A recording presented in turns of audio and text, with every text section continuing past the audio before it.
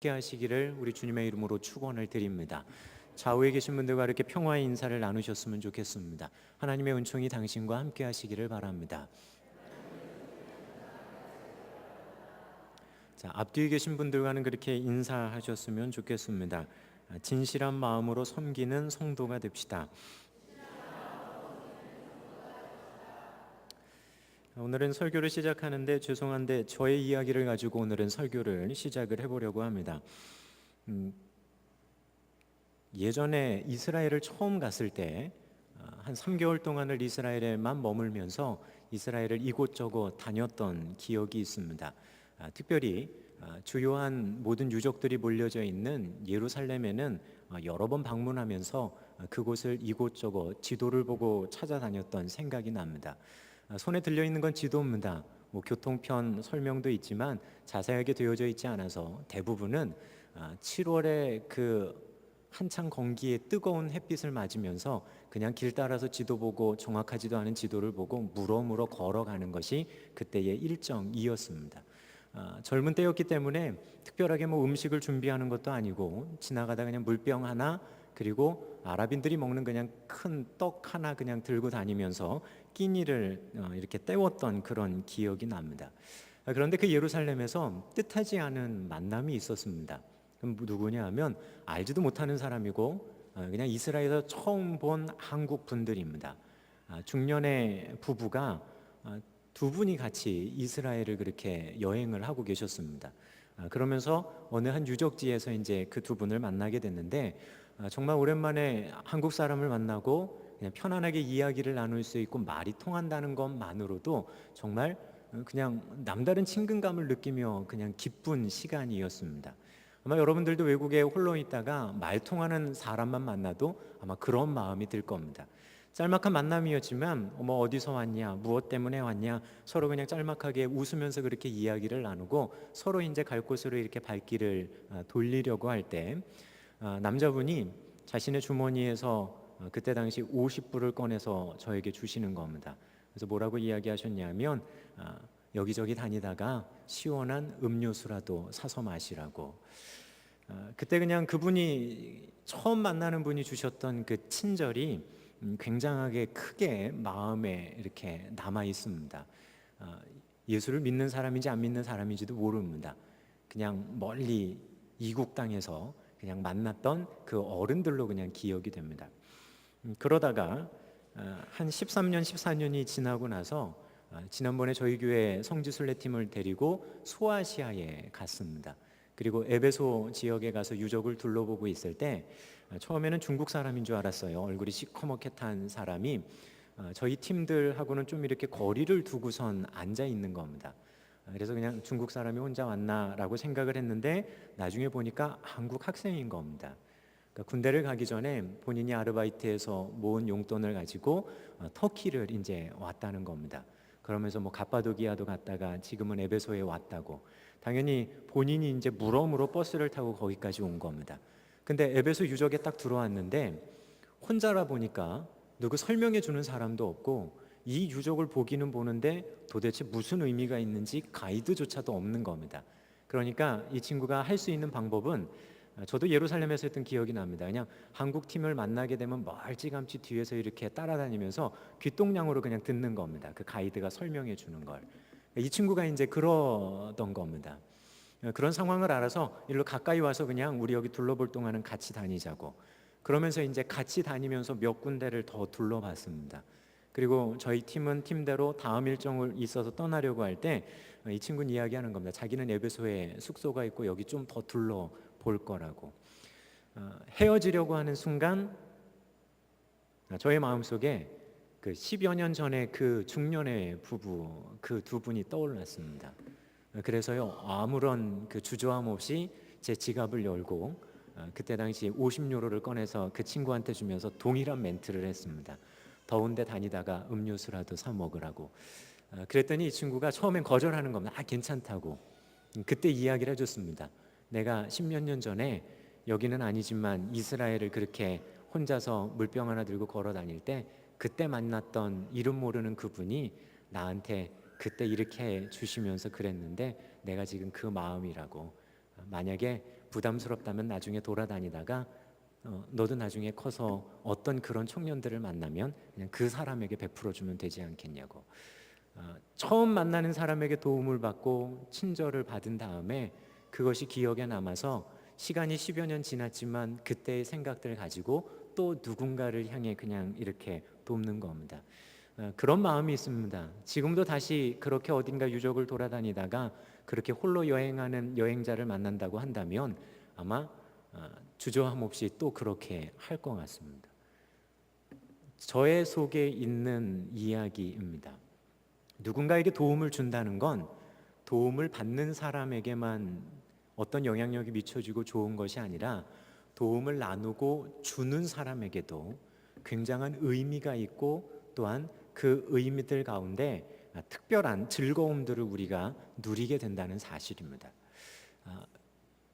그 사람이 믿는지 안 믿는지도 모르지만 그런 어떤 이야기들과 마음들이 있는데 그리스도 안에서 우리가 믿음의 형제 자매들을 돌본다라고 하는 것, 그것은 내가 이렇게 해야 돼, 내가 이렇게 받아야 돼 하기 이전에 서로들 간에 틀림없이 무엇인가 도움의 손길을 주고받는 가운데 남다른 무엇인가가 우리들 속에 있어야 한다는 사실입니다.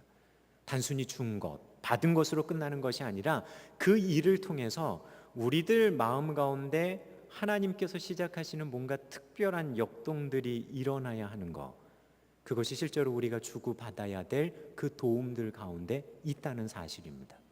흔히들 그럽니다. 구제해야지. 예, 맞습니다. 근데 구제해야 되는데 구제하는 우리들의 마음을 먼저 되짚어 봐야 됩니다. 마음을 되짚어 보고 정말 온전한 마음 가지고 온전한 방식을 가지고 구제해야지, 구제하면서도 욕먹는 것이 지금 현재 우리 교회의 현실이기 때문입니다. 또한 욕먹을 거 생각하기 때문에 구제 안 한다는 이야기 아닙니다. 할 때 분명한 그 마음이 없다면 여러 가지 문제의 소지가 또한 있다라고 하는 겁니다. 기왕에 하나님의 마음을 가지고 그런 나눔 속으로 우리가 들어가게 된다면 그것 가운데 하나님이 주시는 양자간에 주시는 그 모든 은혜와 기쁨을 우리가 누리며 살아가야 한다는 뜻입니다. 오늘 성경 본문의 말씀을 살피면서 저희는 이 부분에 대한 도전을 잠시 나누어 보려고 합니다. 저희는 지난 시간 길리기아 다소에 있었던 사울을 찾으러 가는 바나바의 여정을 살펴봤습니다. 175km 아마누스 산맥을 넘어서 사울을 애타게 찾으러 갔던 그 바나바의 심정 속에는 자기 자신을 뛰어넘어야 하는 것이 전제되어졌음을 저희는 생각을 해봤습니다. 자신의 기득권, 자신의 인기, 자신이 누리고 있는 것들을 혹시 뺏기지는 않을까라고 하는 마음이 있었다라고 한다면 바나바는 자기보다 개인적으로 비교해 봤을 때 출중한 그 사울을 찾아 나설 리가 없었다는 겁니다. 하지만 바나바에게 있어서는 자기가 중요한 것이 아니라, 자기 생각이 중요한 것이 아니라 그는 안디옥이라고 하는 이방인 교회 공동체가 너무나 소중했다는 겁니다. 우리는 그 부분을 살펴보면서 교회 안에 우리가 가지고 있는 직분이 계급이 아니라 하나님의 일을 감당하기 위한 그 사역을 위해 주어진 자리임을 저희는 생각을 해봤습니다. 군림하거나 통제하거나 하려는 자리가 아니라 우리에게 봉사하기 위한 자리입니다. 그 자리에 있으면서 오히려 봉사하지 않는다면, 그 자리에 있으면서 자리에 합당한 사역을 하고 있지 못하다라고 한다면 그것은 우리가 우리에게 주신 직분을 잘못 오해하고 있는 모습임을 또한 생각을 해보며 도전을 했습니다.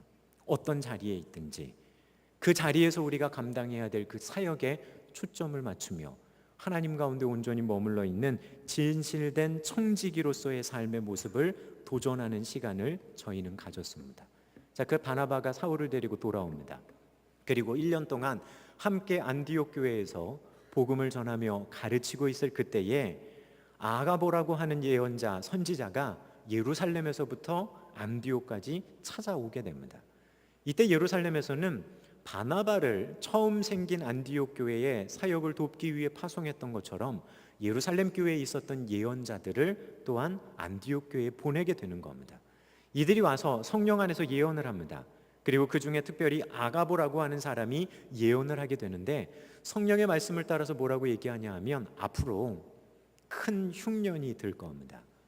단순히 안디옥에만 그 흉년이 드는 것이 아니라 이 천하 곳곳에 그런 일이 벌어질 겁니다라고 하는 하나님의 어떠면 계획들을 이야기하는 겁니다. 근데 실제로 이 일들이 글라우디오스 황제 때 그대로 이루어집니다. 주후 45년부터 48년에 걸쳐서 로마 제국 곳곳에서는 기근이 일어납니다. 특별히 45년부터 46년까지는 예루살렘에 있는 팔레스타인 지역이 아주 극심한 흉년을 겪게 됩니다. 가뜩이나 광야 지역이고 산악 지역에 있는 예루살렘에서 먹을 것을 구한다는 것조차도 어려울 만한 그런 상황이 벌어지게 된다는 뜻입니다. 그리고 그 일이 실제로 일어나는 그 어간에 바울과 바나바 일행을 통해서 안디옥 교회 성도들이 움직이기 시작을 하는 겁니다. 뭐냐 하면 자신들의 힘대로 예루살렘에 있는 형제들을 돕기 위해서 부조를 보내기로 이들이 작정하고 실행했다라고 오늘 성경은 우리에게 이야기해주고 있기 때문입니다. 우리가 먼저 이 부분에서 살펴볼 것이 있습니다. 우리는 흔히들 초대교회를 생각하며 초대교회를 본받읍시다라고 하는 이야기들 가운데 초대교회 개인이 어떤 영적인 특별한 은사들을 받아서 누렸던 것들에 대한 이야기들을 합니다. 그들이 이런 은사가 있었고 이렇게 했고 그리고 우리는 이렇게 합시다. 그리고 예루살렘 교회 안에 자기들끼리 이랬으니까 우리도 이렇게 합시다 라고 하는 이야기들을 합니다. 근데 동시에 우리는 당시의 교회들이 각각 개교회만을 위해서 그렇게 움직여 갔던 것이 아니라 무려 480km가 떨어져 있었던 예루살렘과 안디옥 교회가 서로 사람들이 왕래하며 예언자들을 보내고 선지자들이 오가면서 함께 해나가고 있는 공동체였다는 겁니다. 480km, 서울에서 부산 가는 거리가 더 넘는 그런 거리입니다. 근데 거기 있는 교회와도 서로 그렇게 사역자들이 주고받으며 오가며 함께 해나가는 모습이 진정 초대교회 가운데 있었다라고 하는 겁니다. 우리는 많은 경우 개교회에서 일어나고 있는 일들에 집중할 때가 많습니다. 근데 동시에 개교회뿐만이 아니라 각각의 교회들이 어떻게 서로를 돕고 어떻게 연계되어져 있는지, 심지어 나중에는 마게도냐 지역에 있었던 아가야 지역에 있었던 교회들도 예루살렘 교회를 돕는 데 동참한다는 겁니다.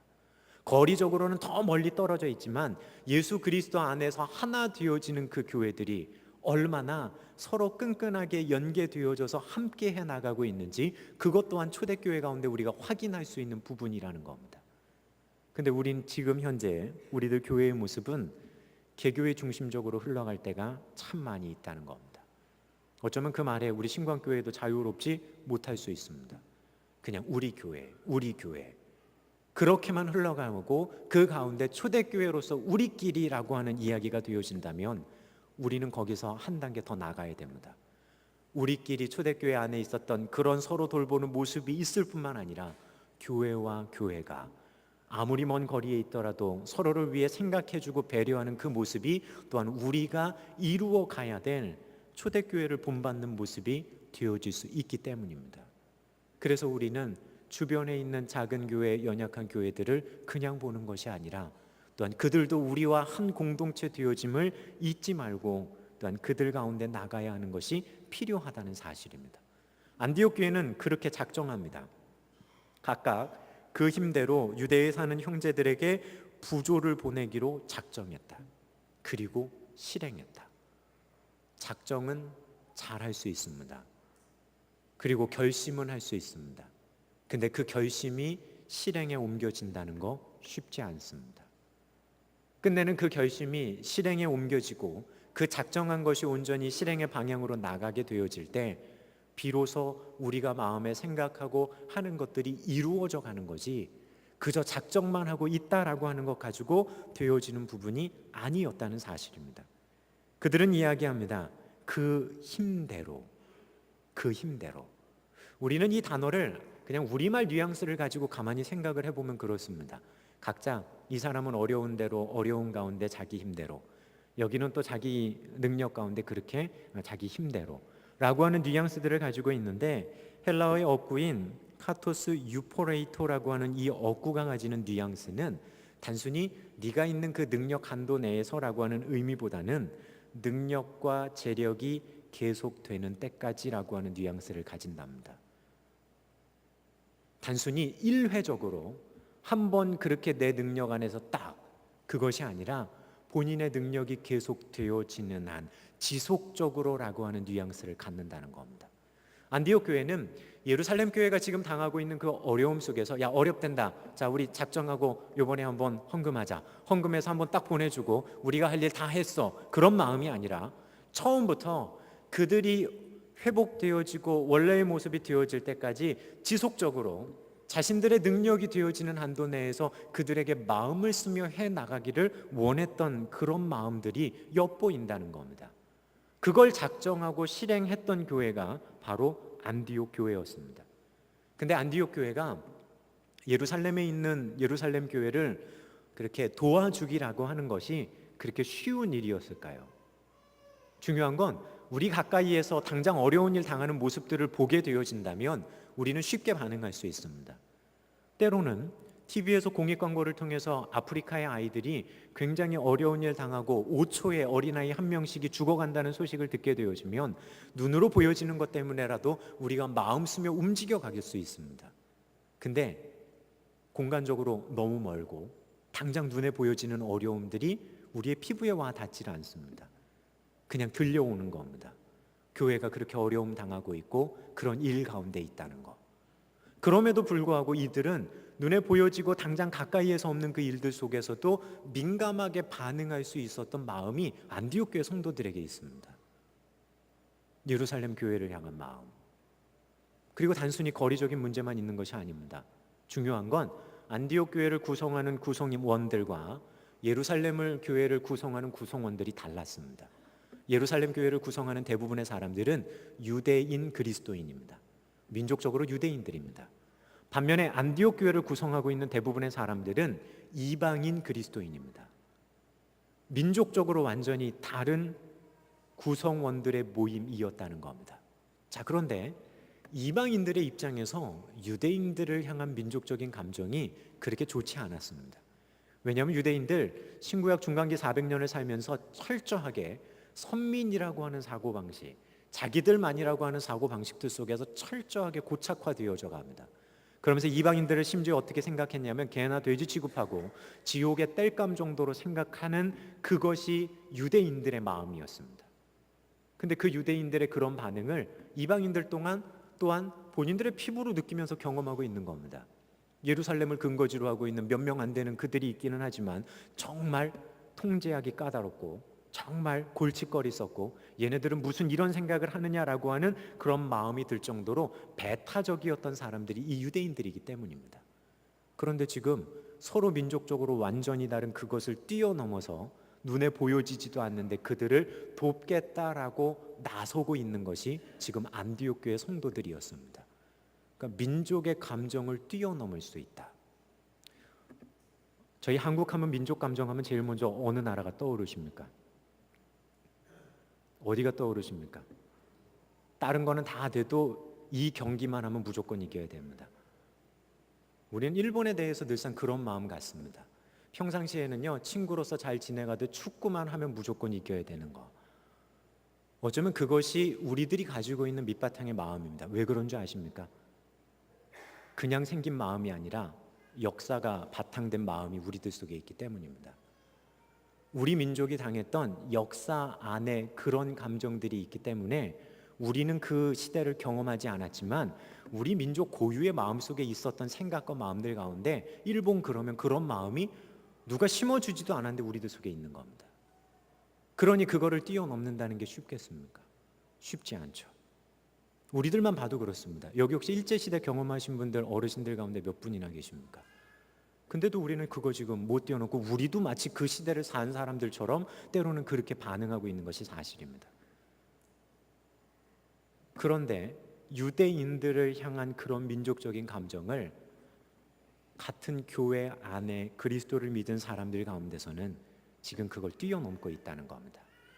안디옥 교회 이방인 성도들이 예루살렘에 있는 유대인 성도들을 향해서 그들의 어려움들을 생각하고 그들의 어려움들을 헤아려 보며 자신들이 작정해서 도움의 손길을 보내는 것들을 실행하고 있다는 의미이기 때문입니다. 자, 그러면 지금 교회 안에서 멀리 있는 그들을 서로 연결해주고 그들이 서로의 마음을 가지고 도울 수 있는 그 밑바탕에 있는 마음이 무엇인지를 우리는 먼저 생각을 해봐야 됩니다. 그리고 우리도 그런 마음을 가지고 배려하며 생각하는 마음을 가지고 나가야지, 그것이 그리스도인들이 할 수 있는 중요한 마음가짐이기 때문입니다. 어떠십니까? 어떤 마음이 그들 속에 있었겠습니까? 그건 다른 거 아닙니다. 그리스도인이라고 하는 그 한 가지, 다른 거 없었습니다. 그거 한 가지입니다.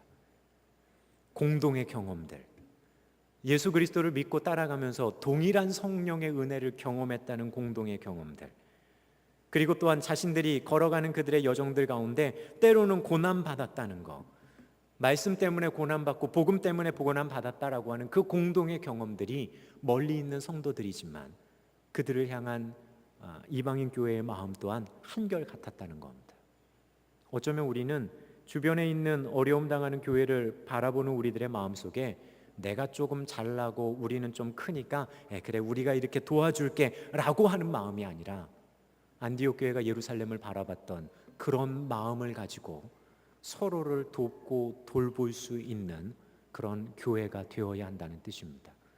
그렇게 되어진다고 한다면 도움받는 사람들의 입장을 배려할 겁니다. 도움받는 사람들의 마음을 헤아릴 겁니다.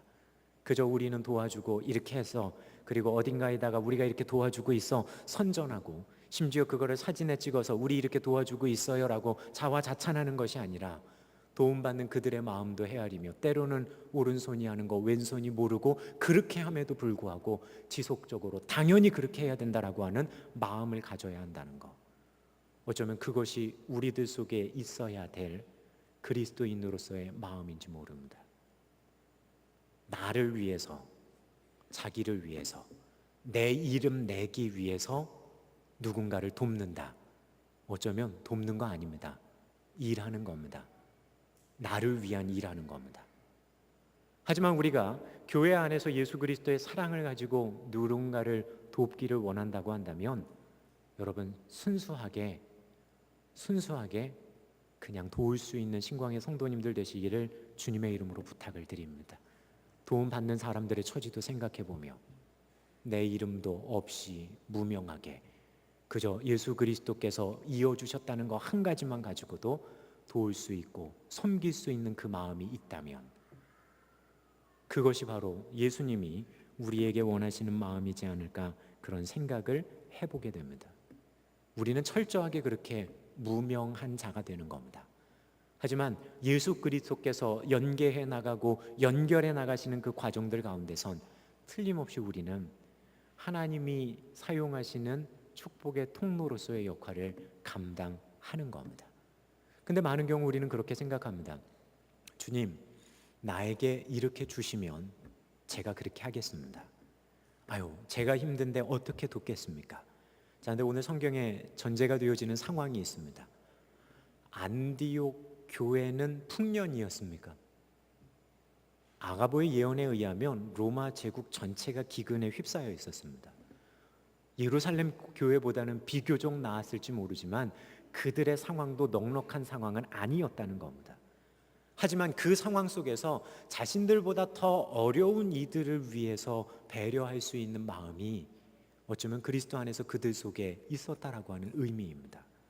보면 많은 사람이 많이 하는 것이 아니라 어쩌면 적게 있는 사람들이 끝내는 그 마음의 문을 여는 가운데 적은 것들을 흘려보내는 그런 것들이 모여서 하나님은 놀라운 일들을 해나가시는지 모릅니다. 근데 중요한 건 우리 안에 우리는 늘상 가두어 두려고 합니다. 일정 수준까지 차고 가두어져 있으면 내가 그 다음에 퍼줘야 되겠다. 근데 고이면 썩게 됩니다. 고이면 썩습니다. 그리고 흘러가면 깨끗함으로 흘러갈 수 있습니다.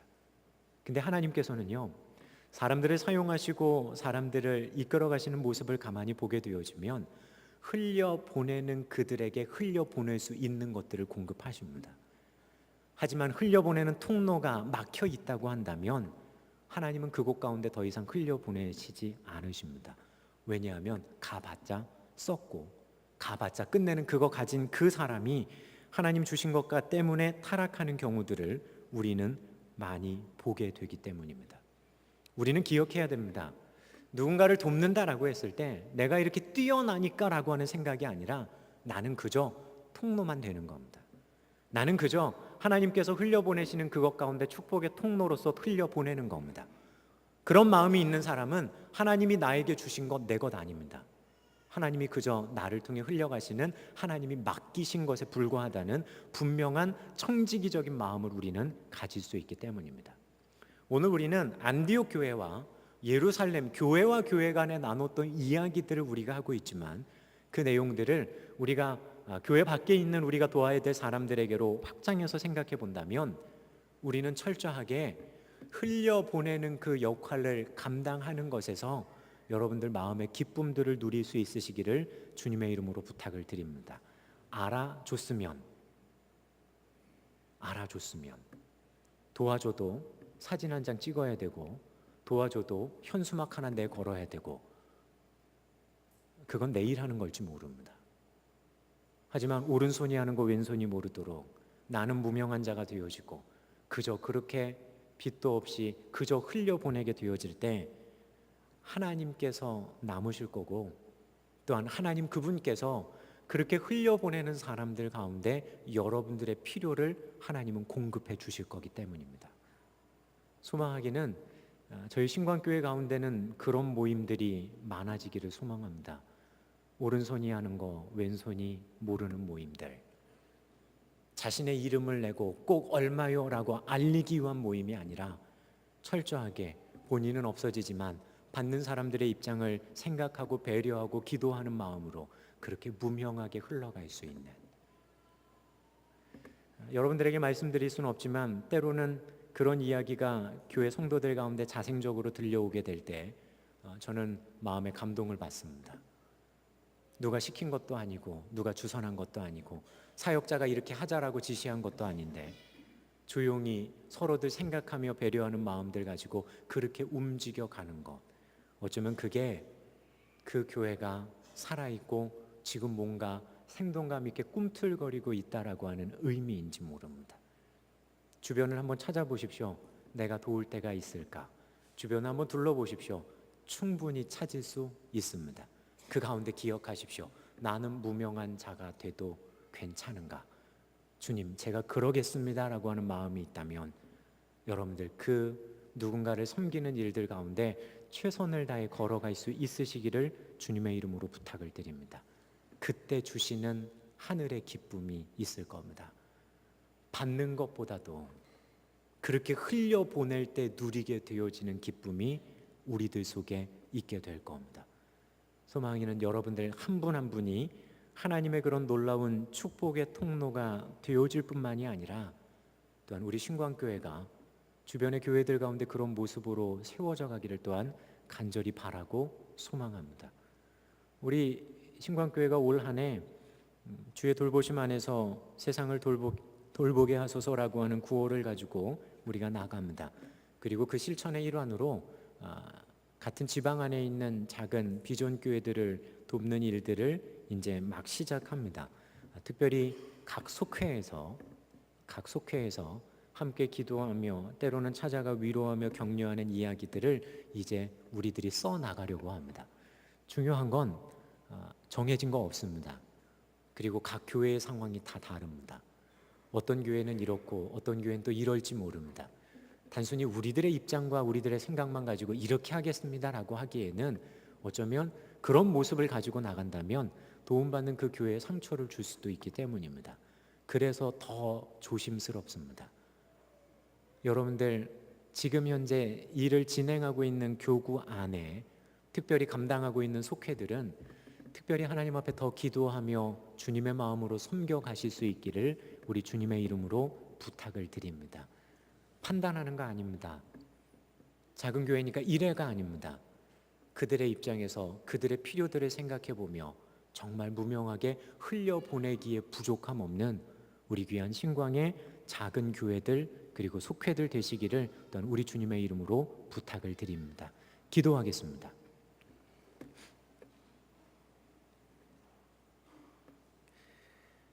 예수 그리스도 저희가 주님 앞에서 하나님을 알아가기 위해서 내가 말씀을 읽고 기도할 때에 우리들의 마음의 자세가 어때야 하느냐라고 하는 부분입니다. 오늘 본문 말씀을 그렇게 묵상하며 저 스스로를 들여다보니까 내 마음에 정말 그런 갈급함이 있고 간절함이 있어서 내가 주님의 말씀을 읽고 주님의 말씀 가운데로 들어가는 건지, 아니면 혹시 설교하기 위해서 내가 말씀을 읽고 있는 건 아닌지 제 스스로를 들여다보게 되는 겁니다. 주님 그분을 만나야 한다는 그 갈급함과 분명한 목적을 가지고 내가 말씀 가운데 나가야 되는데, 혹시 그것이 아니라 다른 어떤 것들이 우선시 되어져서 내가 말씀을 읽고 있다면, 어쩌면 오늘 예루살렘에 올라가는 사도 바울의 그 마음을 우리가 헤아리고 본받아야 되지 않을까라는 그러한 생각을 해보게 됩니다. 소망하기는 주님을 더욱 알기 위해 말씀 가운데 나갈 수 있는 우리 신광의 성도님들 되시기를 주님의 이름으로 부탁을 드립니다. 올 한 해 성경 많이 보자고 합니다. 그리고 벌써 많이 읽으신 분은 벌써 9번 읽으셨습니다. 근데 그렇게 말씀을 읽어가는 여러분들의 여정들 가운데서 우리가 잊지 말고 기억해야 될 건, 내가 한 번 읽었다라고 이야기하고 보고하는 그것이 목적이 아니라 하나님 그분을 알아가고 주님을 만나기 위한 갈급한 마음에 말씀을 읽어가고 말씀을 곱씹어 갈 수 있는 우리 신광의 성도님들 되셨으면 좋겠습니다. 올라가는 거 한 가지 이유입니다. 주님을 더욱 알기 원합니다. 주님을 더욱 알기 원합니다. 그가 이 시점에 예루살렘에 올라가서 사도들을 만나려고 하는 이유는 거기에 있을 겁니다. 주님 그분 더욱 알기 원합니다. 좌우에 계신 분들과 이렇게 다시 한번 격려하며 도전했으면 좋겠습니다. 이렇게 격려하십시오. 주님을 더욱 알아갑시다. 앞뒤에 계신 분들과 이야기하실 땐 그렇게 이야기하십시오. 삶을 걸고 알아갑시다. 그렇게 알아가는 여러분의 삶이 누군가에게 신뢰가 되어질 거고, 그런 여러분들의 삶이 악교가 되어서 누군가를 하나님 앞으로 인도하고 누군가의 깨어진 관계를 회복시키는 귀한 주님의 도구가 될 겁니다. 소망하기는 그런 신광의 성도님들 되시기를 우리 주님의 이름으로 축원을 드립니다. 기도하겠습니다. 주님을 더욱